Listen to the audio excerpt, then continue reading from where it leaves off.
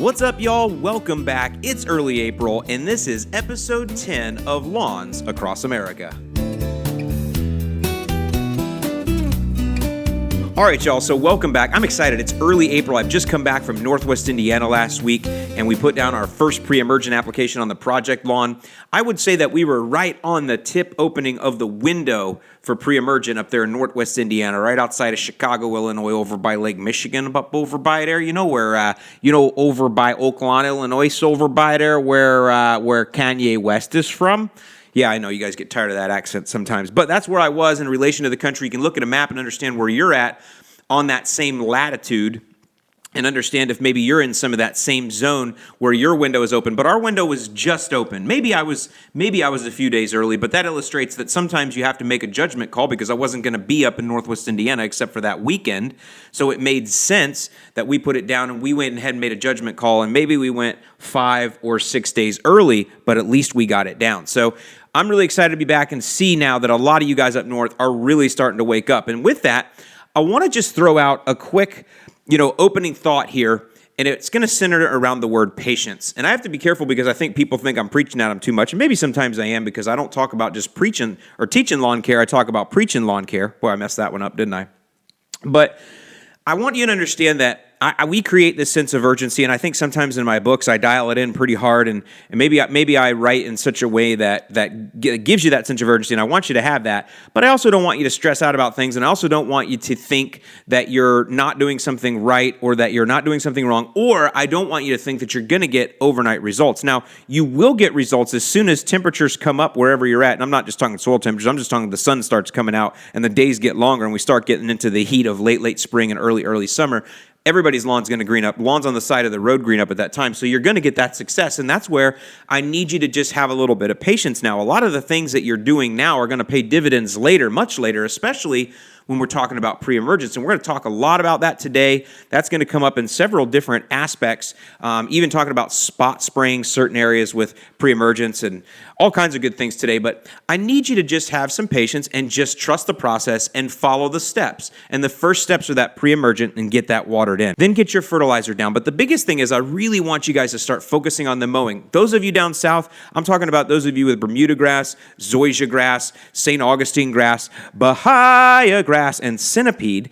You guys are all dealing with, right now, a lot of Poa annua, and that's what we call warm season turf in those areas, and you guys have a lot of Poa annua. Now, those of us with St. Augustine grass, we're far enough south. I don't think most of us will be dealing with Poa annua, but a lot of y'all through Georgia, Alabama, up into the Carolinas, even over into Mississippi and through a lot of Texas and Oklahoma. A lot of you guys are definitely seeing Poa annua right now, and it sucks that you have to just stare that in the face, but I promise you, better days are coming, especially if you're sitting on zoysia or Bermuda grass, which most of you are because those are alpha grasses. And so when you start taking on that strategy of the more you mow, the healthier it will grow, the alpha nature of your grass type is going to help you take over. So have a little patience. I know you got to stare at that nasty, hairy bittercress right now. We're going to give you plenty of strategies come fall time to prevent those problems. But for right now, get out there, start the mowing. Hey, if you just mow down the hairy bittercress, that's a good thing. But get out there and start that mowing and get into it. My friends up north, you guys are different. Cool season lawns, Kentucky bluegrass, perennial ryegrass, turf type tall fescue, say that 3 times fast. And of course, our fine fescues, like our creeping red fescue and our chewings fescue. Those are very interesting names that I like to say. You guys up north, your patience is that, and this is funny how this happens, and I noticed this when I was in Indiana, you have these days that are gray for a long time, and then you start getting a real nice blue sky day. Even when I was up in Indiana last week, we had a day that got over 60 degrees. I'm talking outside air temps now, and blue skies. And that wakes you up, and immediately, it only takes one of those days, and you humans, bam, you're ready to go, because you've been living in this gray sky cave for all these months. But now you get that one blue sky and you're out. But your lawn, it doesn't wake up quite that quick because it's dealing with the cool temperatures at night that are keeping it slow and just natural progression of the spring that's telling the lawn it's not quite time to start going too crazy yet. But you're seeing a few weeds coming in. You need to be patient as well, but you got plenty of work to do that's outside of turning it green, and that is, again, getting that raking out there, creating airflow, allowing sunlight to hit the soil to help speed things up. And that's what your patience is about right now, but make sure that you put down your pre-emergent for crabgrass too. Have that kind of patience, and your patience more comes if you see thinner areas. We're going to talk about this a lot today. is you want to overseed. You feel like you want to throw seed down because that's an active way. It's an offensive way to fill in thin spots, but I need you to have patience because you got to realize that crabgrass will be a much bigger issue for you later on if you don't prevent that now. So that's where your patience is in those thin spots and building that lawn over the long haul. The analogy that I have, I don't know if you guys know, there's a guy named Simon Sinek, S-I-N-E-K, Simon Sinek. I wouldn't call him a motivational speaker. That's not what he is. He's more of a philosopher, but he has this philosophy where he talks about the infinite game versus the short game. He has some different types of analogies that he'll make with that, but basically when he's talking about the infinite game versus the finite game. So the infinite game means that someone is playing to live, and the finite game means that someone is playing to win now. And I think a lot of times we're trained to be in the finite game, which the finite game means we're going to win this battle right now, all the time, win, win, win. And I think that's great. And with millennials, that's why I like working with millennials so much, because they're winners and they've been taught to win. But there are also times, though, especially with a lawn, you got to realize you're going to live in that house for 40, 50 years. Your grandkids are going to get married on that back lawn that you're mowing right now, 20 years, 30 years earlier. Think about that. You are playing a long game. You're playing an infinite game. You're going to live with this lawn. You're playing for life. So you don't have to necessarily win every battle this second. It's better to go through it as a marathon, as a long ball play, to survive, to play to survive in the game rather than to win right now. Because listen, if you survive the long haul, you're going to get wins along the way. So you should look him up, Simon Sinek. I'm pretty sure that's a pretty good analogy there. I think if you watch the video, it's by a channel called Creative Mornings. Look up Simon Sinek, Understanding the Game We're Playing. And that's on, the name of the channel is Creative Mornings HQ. And again, the name of the video is Simon Sinek, Understanding the Game We're Playing. Pretty interesting, but I think it's a good way to look at things. And again, knowing that, yes, we're gonna try to win every battle, but it's okay to live with some challenges now, knowing we're gonna stay in the game long term. And that's something that we're gonna talk about today in a couple of these questions. All right, so we have our call-in line now, which we'll talk about a little bit later, but for now, I got a few that came in via email this week, and I wanna go ahead and cover these real quick because these are some really good ones, and I think they're ones that'll kind of hit a lot of you guys because they're all around the country, but there's some similar problems that we face no matter where you live. So this first one comes out of Elk River, Minnesota, and this comes from Chad. He says, I purchased a new construction home last year here in Elk River, Minnesota. Shortly after, I found your YouTube channel as I prepped for the new sod that was coming. Following your guides and videos, cared for my new sod over the summer. Then did an aeration and overseed in the fall. Some of the sod was not as thick as I would have liked after being put down in the summer. I also did Milorganite every 4 to 6 weeks after the first 4 that the sod was laid, and a winterizer app in November. Okay, so basically he got sod in, he got it established, and he just started up the program. That's what he did. But he was saying that some of the sod areas towards the fall weren't as thick as he may have liked. And he also did an aeration and overseed. Now, as the snow melts, now he's coming into this year. Now, as the snow melts, we have pretty major vole damage across the whole neighborhood. I have pretty large bare spots that have been left as I rake the damaged clear areas. I have also noticed that the sod from last year has a pretty dense thatch, especially noticeable in the bare areas from the voles. Some of the vole damage areas are still under snow or frozen to the ground, so I was thinking maybe it would be a good idea to de-thatch and clean up both the vole damage and the thatch layer all in one group, or maybe just clean up the vole damage and aerate again. No overseed, just punch holes. Good idea, a bad idea, or have a better idea? So the first thing I want to talk about here is, and this is, people use the word thatch a little bit differently, whoever you talk to. Some people right now will call their entire lawn that's dormant, they'll call the whole thing thatch, and that is not the case. A lot of that is going to green right back up once, the dead ends of it get cut off, or some of it will completely green up. It's just the nature of grass. That is not thatch. So right now, when you're coming out of winter, it can be tough to tell the difference in just dormant grass and thatch. So I just want to make that clear. The thatch may not be as bad as you think. Now, with the vole damage, definitely get out there and rake lightly. You'll be able to tell what is actual, piled up junk from the voles, which are field mice. We've talked about this earlier on a podcast. You'll be able to tell what their nesting and bedding area is and the stuff that they've ripped up. You'll be able to tell that different from raking the grass that still holds on or still sticks. So definitely get a good majority of that vole garbage out of there. Get that stuff out of there and then see what's left. For the most part, if you still have turf throughout, a lot of that's going to come back. A lot of that, especially once you get that raked out and the sun hits it, the roots, a lot of the crowns are not dead, and the roots will start pushing up, some fresh grass blades there, and a lot of that will start to come up.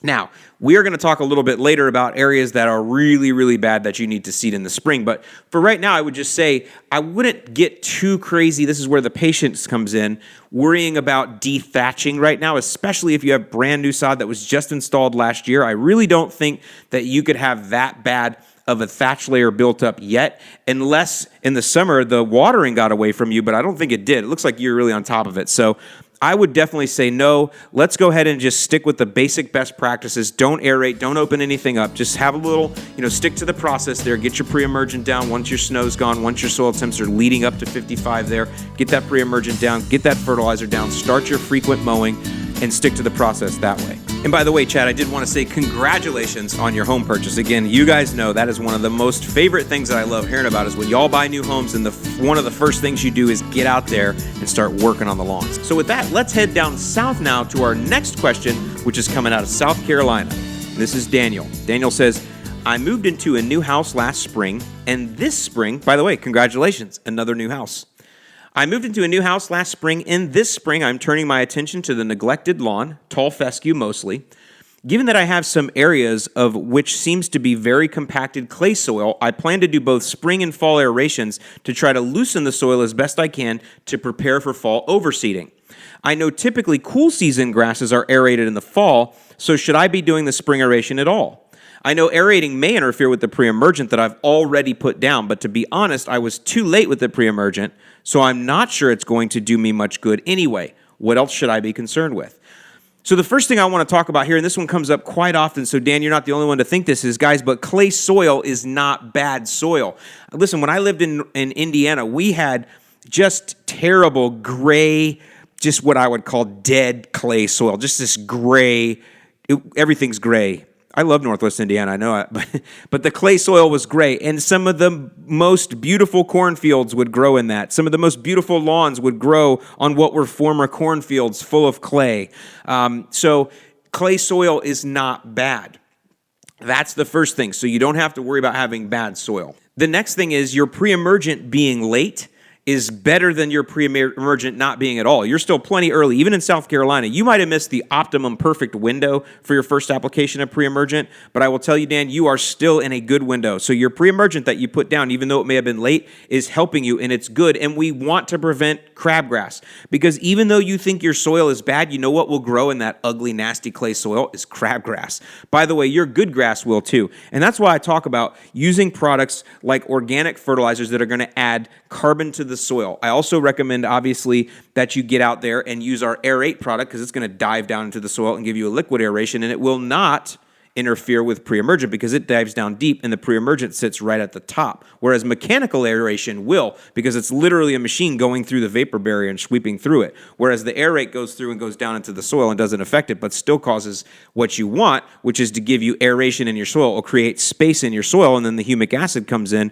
and bumps it all out. So I definitely recommend that you amend your soil that way with organic fertilizers and with other products like that, humic acid and things, and take that soil to another level. By the way, your grass roots are growing in that soil right now. So the more that you can do to strengthen the soil, the more grass roots you get, then that means the more organic material will be in there naturally, and that's going to also improve your soil. So just think about that. Grass grows on the side of the highways. I've seen grass growing up through cracks in highways. Grass can grow pretty much everywhere, and those highways are way harder and way more concrete than your clay soil is. Unless you're Connor Ward, he definitely has clay soil, according to everybody on the internet. So I know I kind of sometimes go off on these little rants like that, but I just want you to understand that you've got good soil there. You got to love that soil. There's good microbes already in that soil, and you need to feed those microbes, get those bad boys kicked up, get that lawn healthy, get that synergy going in that soil, and you will be all good. So no aeration, none of that stuff. Just stick to the process. Let your grass run. Start trying to do the every 3-day mowing. I really recommend you do that. That's really going to be the best thing, especially with that fescue. You're going to want it because it's not going to spread by rhizome, but it'll get fat. The more you mow that fescue, the fatter it will get, and the thicker and the denser it will get. And that's what you want to do. That's what you want to try to encourage there. Okay, now we're going right on back up. We're going to the heart of the Midwest, over by Illinois. Let's see what Sean has to say. I'm in central Illinois and was putting together this wonderful plan to de-thatch, aerate, compost, pre-emergent, and starter fertilizer this weekend. Sounds like a party, bro. I was preparing my lawn this evening by raking up leaves that didn't get raked last fall due to our tight schedule moving into the house. Congratulations on your new house, Sean. I realized how bare the yard really was, especially in one fairly large section. On top of this, I'm not sure I can get the compost here by Friday or Saturday to throw down on top of the aerated lawn. So here's where Sean really dials it in. I was really looking at the long goal, but I'm not sure if it's worth it without the compost, especially with the shape of the lawn. At this point, I'm second-guessing the entire plan and wondering if I should just aerate, overseed, and fertilize this weekend rather than using the compost and prodiamine. What are your thoughts on which direction I should take? Okay, so let's talk about this one because this is something that a lot of you guys are coming into. So Sean's been out actually in the lawn raking, and he is literally finding large bare patches. So we'll talk about the large bare patches kind of separately here because he mentions that's one spot in the yard. But overall, this is a used lawn or an old school lawn. I want to ask this question, Sean. Do you have at least 30% good turf grass there or 30% turf grass? Now, it's all going to be brown right now, but you can still tell what your turf grass is and what the lawn is consistently made up of. And is it 30% dirt? Or, 30%, is it 30% turf and 70% dirt? Or is it 30% turf and maybe 30% other things? And whatever it is, if it's at least 30% turf and it's in where you're at here in Illinois, so that's cool season turf, which is going to be a lot of Kentucky bluegrass and fescue there and probably some rye, I would say that you don't need to do any of that in the spring, that you need to stick with the process, which is get your pre-emergent down, get your first fertilizer app down, and get ready to start mowing every 3 days or mow every Wednesday and every Saturday. That's what I would tell you to do because if you go look on our YouTube channel at the original church lawn project, you will see that's a 30% turf lawn, and it was green within a month. I'm telling you guys, there's like this miracle that you're going to see happen, and it feels like a miracle, where right around Kentucky Derby Day, first Saturday in May, boom, the lawn will be green. Now, if you haven't done anything or you're not prepared to get on the weeds, you're also going to have a very big explosion of dandelions about that same time. But sometime before those dandelions explode, just before, your grass will just be this miraculous green out of nowhere. You'll be like, oh my gosh, right? And that's what I want to ask Sean here is, Sean, I love this strategy. This is a lot of stuff here. But first of all, aeration in the spring, we can go back and forth on it. But I just think that poking all those holes in the spring is just, in our previous example, I didn't want him to aerate because he had already put his pre-emergent down. You haven't put a pre-emergent down yet, so it's still open to you. But I still think you're opening things up. You're just grabbing stuff from under the ground and bringing it up. And I don't want you to bring crabgrass seeds up and open more sunlight and more water up to crabgrass seeds, right? We want to push top growth anyway in the springtime because top growth is going to absorb more sunlight as the sun is starting to come up. So that way we can get more, photosynthesis to occur that can be sent down into the roots. So we really want that top growth in the spring. And so I would encourage you not to aerate. I would encourage you to stick to the process of, again, the prodiamine and then get some fertilizer down. That's typically what I would tell you to do. The compost and all that, that's like some more advanced type strategies if you want to start getting organic material into the soil and all that, but I still believe you can do that with just using good doses of organic fertilizers every 4 to 5 weeks. Just maximize them, bring them around, use some Ringer, use some Lorgonite, use some Menards brand, whatever we found over there. What's another one? Simple Lawn or Simple Grow Solutions. I don't know. Somebody, Ben the Lawn Guardian, was telling me about somebody that's got like a Ringer clone out now. Just find those things. I don't care what you get. Whenever we get Carbon X here, which will hopefully be in the next 2 weeks, I'm pretty sure, 2 weeks, hopefully, that's going to add carbon to your soil because it's got biochar in it. So start, eating from the smorgasbord of cool stuff that builds your soil that way, also while fertilizing and, again, doing that mowing. I really think that's the most important thing. So I would say, being as you're kind of new here, and things are coming along for you for the first time, is I would work that old school lawn where it is. And then in the fall time, if you need to clean anything up with some aeration overseed, that's when you can do that. Now let's go back to the bare spot. I do realize that there are times when you're going to have an area there's not 30% turf there and it's bare. And so what I would tell you to do there is you obviously don't put your pre-emergent there. If you can at that point, then go to a liquid, but it's not hard to leave out an area with your spreader of dry product, prodiamine. It's not that hard to avoid a big bare spot that you have while you're spreading your prodiamine. So that's the first thing. But use that technique. I just like Scott's Patchmaster. It's got seed already in it. There's other products that are like that are this recycled paper stuff. I just think that works the best. Just don't get it too thick. But go out there, throw your seed down on the bare spot, put that Scott's Patchmaster over top or whatever other stuff you have, and water. Take advantage of the spring rains that you have and go ahead and grow some grass in those areas. Sure, you might have to fight some crabgrass later on, but I'll fight it in a 10 by 10 area rather than opposed to an entire 8,000 square foot lawn, right? So if you have those areas that you have to seed, then by all means do it. And I recommend using that Patchmaster type of a strategy. It's just easy, bing, bang, boom, it's done, and it'll stick. That's the whole thing, is you're going to get a lot of hard spring rains, and you need something to help that grass to stick in there, or help that seed to stick in there. So there's my advice to you, Sean. Just stick it out. I think you got a lot of good things in that lawn. It's just a little too early to see how awesome they are.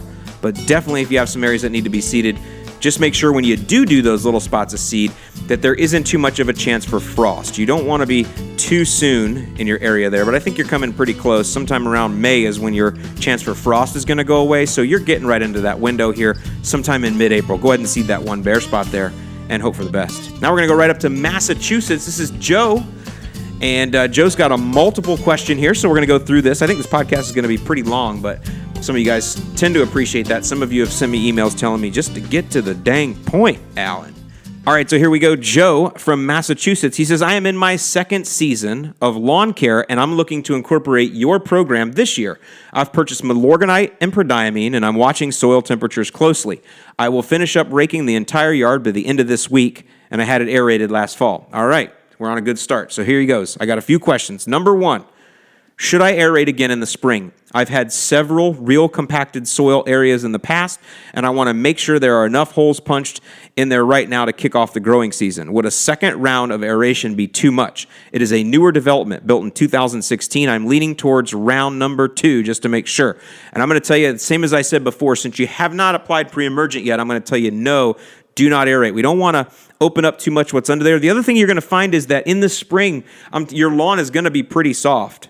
A lot of people ask me about leveling the lawn. Listen, guys, I don't have a solution to leveling lawns. I wish I did. People ask about lawn rollers. I've never used one. I don't know if they work or not. Leveling a lawn, it's like there's no good answer for it except to rip things up with a bobcat. So he's not asking about leveling the lawn, but what I will tell you is your lawn is much softer in the spring. You can just feel it. Just get out there right now. You can feel the lawn is much more squishy under your feet. So if you're going to roll it, or you're going to try to roll it, go ahead. But with that, what I'm talking about with Joe here is your lawn, Joe, probably doesn't need to be aerated. It's probably already soft enough just from all the water and melted snow and all the rain and everything that's in there. Your lawn is already pretty soft. And trust me, the grass isn't going to need any more help in that regard. But what it is going to need help with is that pre-emergent. We do not want to get crabgrass in there because that will be a direct competition with your grass. Secondly, can I mix Milorganite and prodiamine, throw them down together, or should I do them separately? So the question there is, or the answer there is, definitely do not mix those two products in the hopper together and put them out. You can't do that because your math will be off. And everything we do is about pounds on the ground. The prodiamine goes down at 3 pounds per thousand, and the Milo goes down at 12 pounds per thousand in the beginning. And there's no way to mix that in the hopper and get that right. You never, ever mix products together in a hopper. Now, you'll see professionals doing it with fertilizer products. That's because that's fertilizer only and they know what they're doing. But in this case, no. And I'm just going to tell you, for most homeowners, 99% of homeowners, don't mix stuff together in the hopper. Just walk the lawn twice. You could use the exercise. It'll be good for you. But you can put them down on the same day. No problem there. Water it all in together. The Milo doesn't care if you water it or not. But the prodiamine definitely needs to be watered in. All right, next question. Like you said on the podcast, many of us understand the process, but run things through you to verify. My plan is to put down prodiamine and Milorganite on April 6th when temperatures are 46. Grass seed when soil is at 60, and then another application of prodiamine when the soil is at 70. Does that make sense? I know timing is everything. So yes, timing is everything, but there's one thing in there, Joe, that is I just want to correct you on, and that is the grass seed. The prodiamine is a pre-emergent application, and what it does is it stops seeds in the soil from germinating. And it does that by creating a vapor barrier right at the soil line. And when those seeds germinate, when they're very, very young, they grow, grass plants grow, or living things grow through cell division. Cells divide. That's how things grow. And that product interrupts that cell division and it kills the very young plant. That's how it works. It will do the same thing, though, with your good grass seed that you throw down. It will affect it in the very same way. And as soon as it's about to germinate, or as soon as it does germinate, the cell division will be interrupted by the prodiamine, and your grass seed, therefore, will not grow. So no grass seed in the spring, my friend, but everything else you had there is good. Prodiamine and Milorganite, and then about 40 days later or so, when soil temperatures come up to 70, you can put your second application of prodiamine down, and sometime right around there, you can also throw another apple Milorganite down, and you'll be good to go. His third question is, do you recommend using any kind of top dressing or additional soil? My front lawn has a tendency to puddle in certain areas. Again, it was aerated last fall, but I'm not sure if this is enough.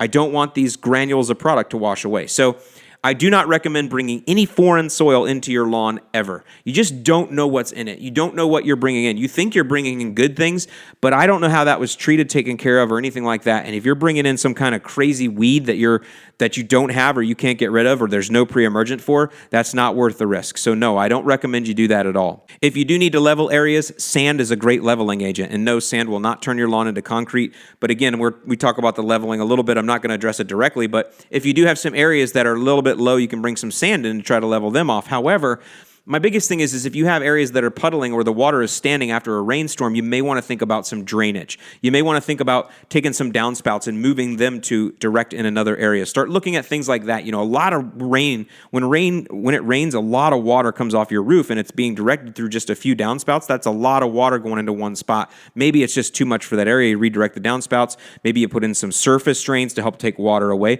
Maybe you don't have gutters at all and you need to install gutters. But I would look at things like that to try to mitigate the water first, and then obviously realize that maybe you do have a small low spot there, and if you do, use some sand, rake that in. Go to Connor Ward's video where he does the sand raking. It's a lot of fun, and you can also tell him his lawn is full of concrete. He would love to hear that. So great questions overall, Joe. Hope that helped you up there in Massachusetts. Okay, now we're going to go now just over to Connecticut, and we're going to have a question here that's got a few different things in it, but it's going to also address moss, and we're going to talk about this in a very similar way. John in West Hartford, Connecticut. I discovered your YouTube channel last year, bought my prodiamine this year, and excited for 2 lawn projects front and back. Thank you for all you do. I tell my friends to follow you. Thanks, bro. I had a question about the backyard, which has a lot of shade and wet spots with moss. The moss was really visible a few weeks ago as we had some wet, warm days.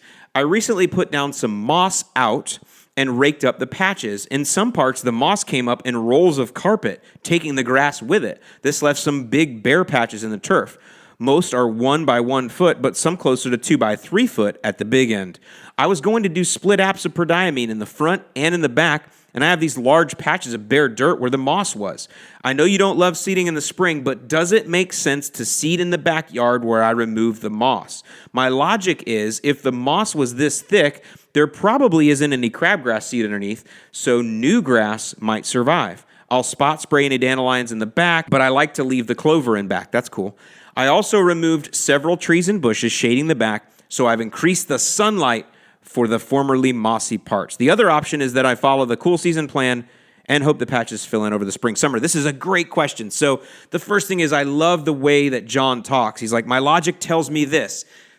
That's exactly right. And you know what, John? Your logic is right. An area that was covered with moss that you had to peel up like carpet, that was formerly shaded and wet all the time, is not going to have crabgrass seeds in there. It's doubtful that it will. So good call there, and you're fine there, and you're ready to spot spray later on if needed. I like that you're leaving the clover in there. That's super cool, man, for the bees. All good, all along the lines. The other thing that you did that I liked is that you opened up sunlight and you've allowed some of those areas to hopefully dry out, because the biggest thing is, and we can talk about the chemical moss out you use. I've never had to use that. It's not something I've ever messed with. But the fact that you used it and it worked is fine. Sounds like you got the problem cleared up. That's what we really want. But the thing you got to think about, and this is where Ben the Lawn Guardian and I were talking too, because he's dealing with this at his house. If you go to the Lawn Guardian channel on YouTube, you will see his backyard. He's got some moss areas too. Is let's figure out what else we can do to make sure that area doesn't stay wet. Because typically, moss is a symptom of constant wetness. And constantly wet soil becomes hydrophobic. I think it's hydrophobic, anaerobic, some sort of obic. That's what happens when I try to act like I'm John Perry. But what it does is it won't grow anything in it because it's underwater, literally. And so things have to aspirate or breathe differently in that soil. So Crazy, right? Somebody will correct that in the YouTube comments. But the long and the short of that is you want to make sure you dry that up. So that goes back to, you did open up the sunlight to come in, but I would still look, just like we talked about before, I would see, do I have gutters on that side of my house, or do I need to install gutters to make sure that rainwater doesn't come over there? Even like here, it gets so humid sometimes that water drips through off the house just from humidity. And, that kind of stuff can build up. Maybe you have an air conditioning unit there that's sweating and bringing water in. I notice I see some stuff like that in certain areas. Whatever you can do to redirect water away, clean things up. If you need to put in some French drains, some surface drains, go check out old Chuck with Apple Drains on YouTube. One of my favorite guys on YouTube because he's just always so positive and encouraging. YouTube, it's called Apple Drains. He doesn't sponsor anything. I just like him. He's just a good dude. So either way, I think that's really what you want to do. You've already gone through some of the right steps here. And with that area, definitely go ahead and just take that same strategy that I talked about earlier and get that seed in there. Now that you are pretty sure that's going to be dried up, and that's the first thing, like I said, we don't want to create the problem back. So take some of those precautions to make sure it stays dry, monitor it, but go ahead and use that Scott's Patchmaster in there, get those areas growing in now in the spring, and then you're ready to go. You're ready to spot spray when you need to. And then, of course, any areas where the moss wasn't, you would treat those just like you normally would, as what the Cool Season Plan talks about. Just get the pre-emergent in there, keep your fertilizing in, keeping things going. So you'll kind of have two spots in the lawn that you're dealing with, the area that you just freshly seeded versus the area of your lawn that's still going. You'll have to manage those two together, but I think you'll be all good. Sounds like your strategy and your logic and your gut is telling you the right thing to do. So great job, John. Really look forward to hearing about your results this year. All right, now we're going to go to our recordings, and this thing is getting really long here, but this one's going to go down to my friends here in Florida. If you remember, a couple of weeks ago, we mentioned Takeall root rot is something that a lot of folks are finding here in St. Augustine grass. I'm going to try to tackle this one. I'm not a super professional on it, but I've consulted with some folks and done some studying, and I'm going to go ahead and give you some of the best advice that I can. And a lot of this is going to be hoping for the best, because Takeall root rot is not something that's easy to control. So with that, let's go to our first recording here of the week. Hi, Alan. My name's Robert. I live down in Naples, Florida, just a little bit south of you. Thanks a lot for all of your great content. It's been extremely helpful. I'm in a new house, or relatively new, and I've just started taking more care of my lawn. I have a massive widespread problem of Takeall, which I've identified thanks to your last podcast. It's so widespread that I'm not really sure I can get as much peat moss as I need. I've already put down 11 bales, and there's still a lot of area to cover. So I'm wondering, do I need to get really serious about covering every single spot, or, is Takeall something that maybe kind of naturally improves as we go into the summer and will kind of wane a little bit on its own? Also, you mentioned possibly spreading the disease by mowing, and that we should catch our clippings. Unfortunately, my mower, I don't even think there's a bag I can get for it. So I'm wondering, should I be really concerned about spreading it when I mow? And are there any other ways that I can prevent that spread, considering I don't think I can get a bag for my mower? And then finally, since the problem is so widespread, I'm kind of nervous about using some products now on it. You mentioned the peat moss has a low pH in it, and the Takeall doesn't do well in a more acidic environment. And I'm wondering, because, I got the Next Biased Impact, and one of the things in there, I think a couple of them have pretty high pHs, and I was wondering if that might be kind of counterproductive to the peat moss. And finally, since the Takeall root rot's been going on for a while and I haven't known about it, I've had some Bermuda that's just come in and completely dominated my front yard. If you have an extra second, I'd love some tips on how I might be able to deal with that without killing the whole lawn. And with that, that's pretty much all I got. Thank you so much. Okay, Robert, we got a lot to unpack here, so let's go through it. So let's just talk about a couple things first. The first one is, yes, this is a long-lasting, or this is a damaging turf disease, especially if it's as bad as you're saying, where the entire lawn is covered with it, and you've already put out 3 bales of peat moss and still not covered the whole lawn. You have a very large lawn. So yes, this will cause long-lasting damage. The other thing is, if you can't bag the clippings, well, then that's fine. That's you don't have that choice, but definitely make sure that you're mowing tall when you do, and never remove more than 1/3 of the grass blade's length. We want to leave as much grass blade length on these blades as we can, even though they're yellow. And I'll tell you why in a minute. So those are just a couple quick things. You are going to need to go ahead and try to do something here. It's a tough one, but I'm going to try to give you some of the very best advice that I can from just what I've learned and from the studies, and some of the studies that I've done, and from talking to a couple folks. So the first one is that for fertilizing, we're not going to want to push a ton of quick release nitrogen, But what we do want to do is we want to go to liquid feedings. Because this is a root problem, the grass isn't going to be able to take nutrients in as well from the roots because the roots are what are damaged, but we can get some foliar intake. So with your biostim package you have microgreen in there. So you're going to want to microdose in using a nice fine mist from a backpack sprayer, a 6 ounce per gallon 1,000 or 6 ounces per 1,000 rate of microgreen every couple weeks. You just want to get a nice fine mist on those yellow blades. Now, most of the foliar uptake happens within minutes, so you can go ahead and water the lawn, within an hour or so, because all that foliar uptake is going to happen quickly in the very beginning. But that will help you get some micros in through that liquid feed, and that will help to strengthen the grass as best it can. The same thing you can do if you can get some liquid slow release potassium. You're going to want to get that in there every couple weeks at nice spoon-fed doses, just nice little easy amounts fed in there. Nitrogen is okay as long as it does not exceed the potassium. So if you're going to put down a 1/4 pound of potassium, then you can put down a 1/4 pound of nitrogen. And you'll want to do that also through a liquid means. Now, I would recommend that you just do the entire lawn from now going forward with something that is going to be more balanced that way. So you want to switch to like a Ringer Lawn Restore, which is a 1006. I bet you could probably find something locally, but get something organic that's going to be closer in nitrogen and potash content, and use that for the entire lawn going forward. That'll be probably a granular, but I'm just saying use that. So those are some of the things I would recommend doing that way, is to try to get some foliar feed going into the lawn as you have it. The second thing I would say is a fungicide is okay. Obviously, preventative is better, which we'll talk about, but it is okay to apply a fungicide to help slow things down. Probably Eagle, which is mycloblutenil, Eagle fungicide. I think that's probably going to give you the best result from the research that I've done. Propiconazole will be fine too. Azoxystrobin is good, but I've only seen that available affordably in granular type applications, and I really want the liquid here because I want that in the foliage, and I want this to get up there in the top and get in. So you can probably use Eagle would be your best bet that way, and you can apply that according to the label for sure. The peat moss that you're doing, this is the third piece, only has to be a 1/4 inch thick. We're only caring about it changing the pH right at the top of the soil. What you're doing now is not going to change the overall pH of your lawn. That's not the goal here. To change the pH of an overall lawn, especially at like 2 or 3 inches down, 4 inches down, that takes a lot to move that. So we're not using the peat moss for that. We're just using it right there at the edge, right there at the top where the disease is affecting the roots. That's what we're using it for. So that is very important. Just a 1/4 inch thick is all you need there. Now, definitely coming up next spring, you're going to want to do a preventative application, and you're going to want to look up my bulletproof strategy, and you want to get that down before this point. But one other thing that you can do, and that I would recommend you do, is right now, you're going to have to do something, right? So I would recommend maybe trying to plug some of the worst spots. Go get some grass plugs. You can get them at Home Depot, whatever St. Augustine, you have. I don't know if you have Floratam or if you have Palmetto. I would look. Palmetto might be more resistant. You might want to look it up. I don't know that for sure, but you might want to look up and do some research on what St. Augustine type cultivars are showing better disease resistance, and get some plugs of that particular cultivar and start plugging that in. It'll blend fine, especially if a good majority of the current lawn is dying off.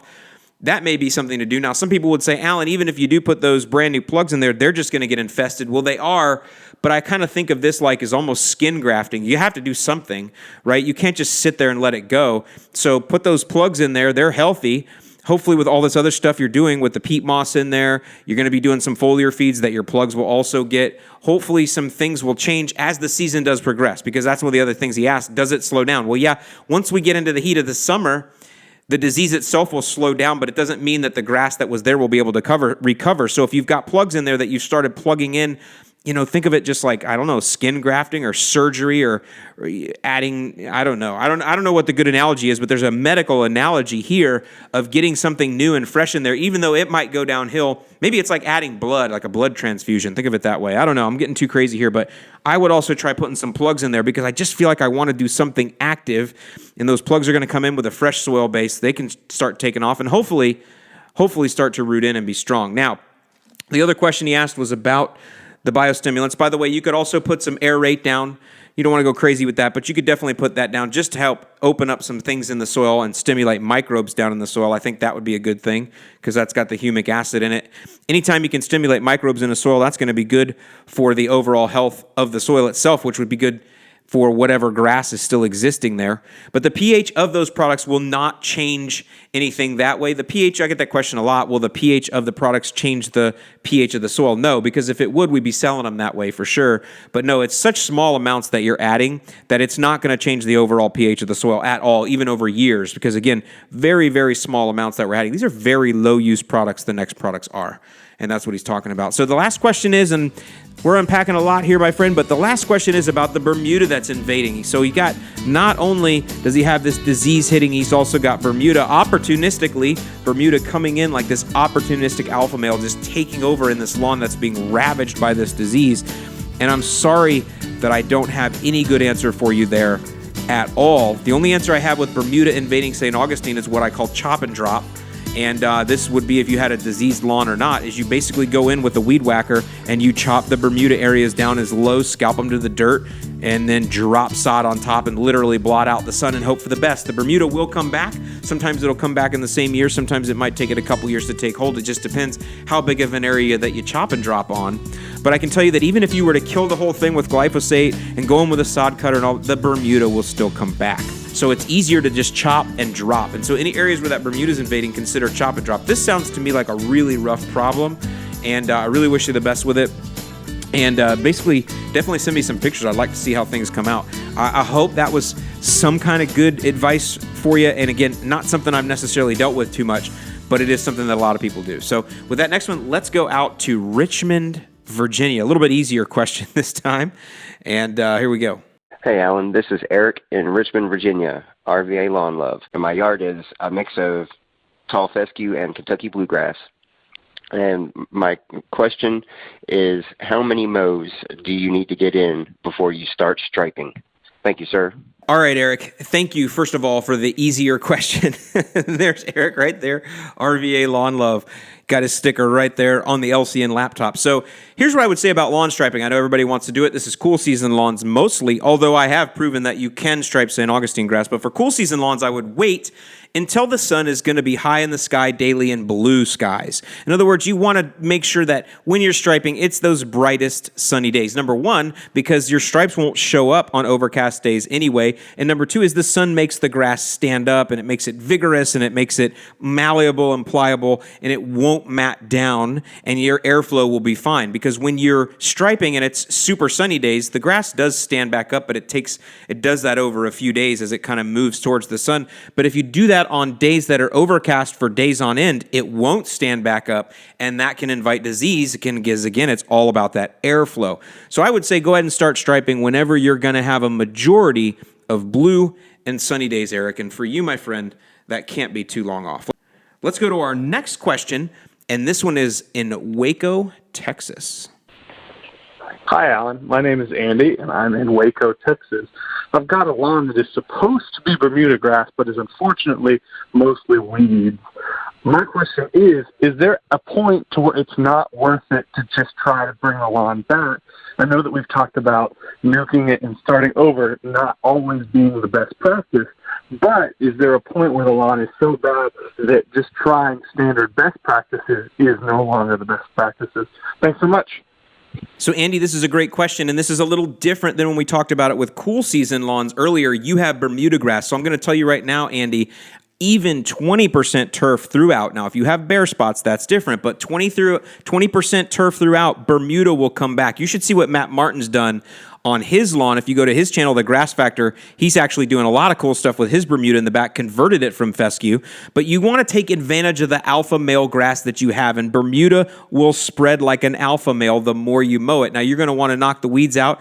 If you have winter annuals, you know, we've already kind of talked about this, but you're going to want to keep the weeds out. You're going to want to keep your pre-emergent down to keep other competition out and let that grass run. Now, if you have super bare spots, then what I recommend with Bermuda is you either sod those spots or plug those spots. You can find Bermuda plugs. We have them on our website, thelawncarenut.com, but you can get plugs those are ways that you can thicken up Bermuda, because that does not stop you from pushing the rest. If you plug the lawn or sod certain areas, but especially plugs, it doesn't stop you from treating the lawn. The plugs just get the same treatment as everything else, and they just keep running along. It's just they're coming in as a little stronger than what's there. So 20% on the Bermuda if it's 20% turf. And I'm going to tell you, here's the biggest piece of advice I can give you guys on this, is to don't always look at your lawn from eye level. We as humans, we always want to look at it from eye level.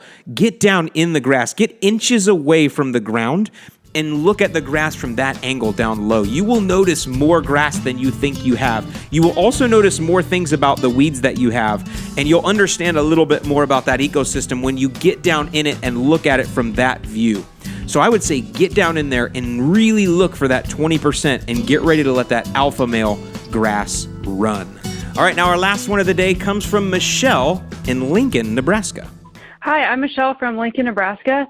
I have tall fescue in my yard, and I should be putting down pre-emergent probably the first week of April, but I'm getting underground sprinklers the second or third week of April. So my question is, should I still put down the pre-emergent before, or should I, wait till after, or maybe do like a split application for the first 3 pounds per 1,000 square feet? So thanks. Michelle, awesome question. So look, questions like this tell me that the message that I'm sending out there is working. And the message is that I want you to think through the strategy. I want you to work it out in your head, because Michelle's already worked it out in her head. She just wants a little bit of a validation. I can tell. She already knows the right thing to do here. She's looking at the options. She's weighing them out. And that is exactly what you do, because that's how you take charge of your lawn care. So Michelle, first of all, thank you for your question. This is a super smart question. So here's the deal. She knows that her typical first application, if she wasn't getting in-ground sprinklers, would be the very beginning of April, like today, I think she said in her date. And she sent this question in a little while ago, so I'm sorry if I'm late here for you, Michelle.